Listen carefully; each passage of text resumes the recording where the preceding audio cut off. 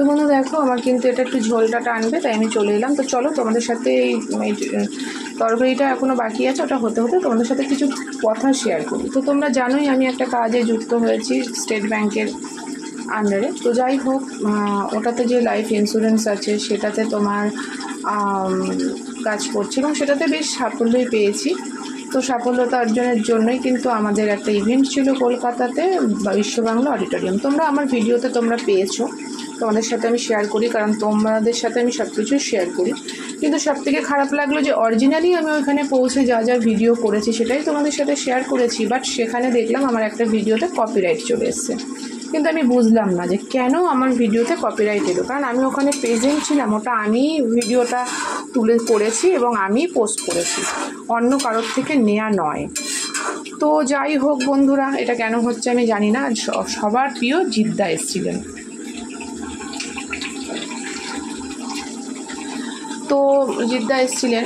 যাই হোক, সবাই এক্সাইটমেন্ট ছিল। তো সেখান থেকে আমি কিছু কিছু ভিডিও আমি কিন্তু পোস্ট করেছি। তার মধ্যে থেকে একটা ভিডিওই এসেছিলো যেখানে জিদ্দা মানে সুপারস্টার জিৎ কিছু বলছিলেন আমাদের স্টেট ব্যাংকের SBI লাইফের সম্বন্ধে কিছু বলছিলেন। তো ওই ভিডিওটা আমি পোস্ট করার সাথে সাথে কপিরাইট এসছে। তো যদিও আমি ওটা ডিলিট করে দিয়েছি, কারণ তখন কোনো ভিউ হয়নি, জাস্ট পোস্ট করেছি আর সাথে সাথেই কপিরাইট। তো সেই কারণে আমি ডিলিট করে দিয়েছি। কিন্তু আমি বুঝতে পারি না, যারা কপিরাইটটা দেয় তারা কি বুঝতে পারে না যে কোনটা অরিজিনাল, কোনটা কারোর থেকে নেয়া। আর আমি কারোর থেকে নিতে যাব কেন অন্যের ভিডিও আমি কপি করব? আমার এরকম মানসিকতা নেই হচ্ছে, কারণ সেও কষ্ট করে ভিডিও করছে, যে ছাড়ছে। অনেকে হয়তো এটা করে, কারোর ভিডিও নিয়ে সে ছেড়ে দেয়, কিন্তু এটা উচিত নয়। কারণ সবাই কষ্ট করে ভিডিও করে, পোস্ট করে, সবারই একটা আশা থাকে। তো এটা কখনোই কারোর করা উচিত নয়। তাই আমি ভাবলাম যে ডেইলি ব্লগে তোমাদের সাথে এই কথাগুলো আমি শেয়ার করি, যে এটা যেহেতু আমার সাথে হয়েছে। আমি অবাকই হয়ে গেলাম যে আমি ওখানে প্রেজেন্ট, কারণ তোমাদের আমি যে যাচ্ছি আমি সমস্ত কিছু তোমাদের সাথে শেয়ার করেছি, তার মানে তো এটা মিথ্যে নয়। আমি ছোটো ছোটো করে ক্লিপ করে সমস্ত ভিডিও দিয়েছি, সব কিছু দিয়েছি। জিদ্দা যে এন্ট্রি করেছে, এন্ট্রির ভিডিওটাও কিন্তু আমি দিয়েছি, ওটাতে কিন্তু আমার কোনো প্রবলেম হয়নি।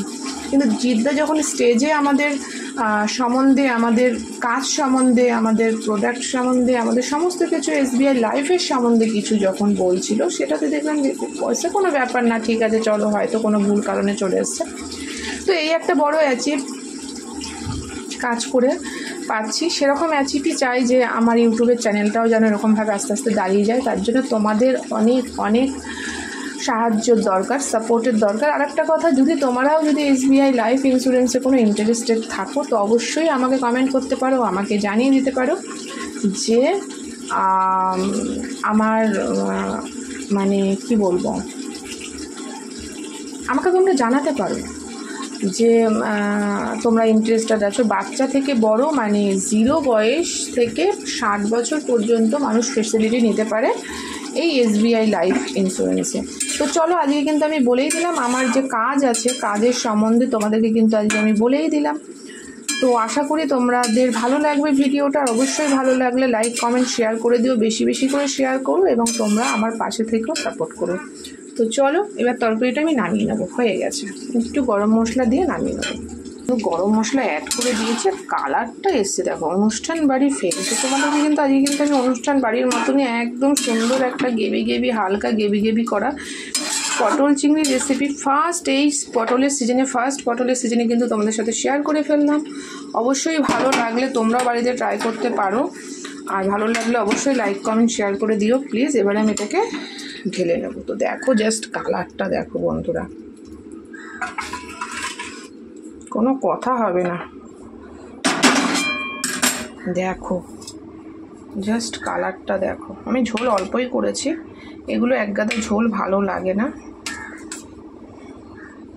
তো তোমরা কিন্তু অবশ্যই এরকম করে করবে।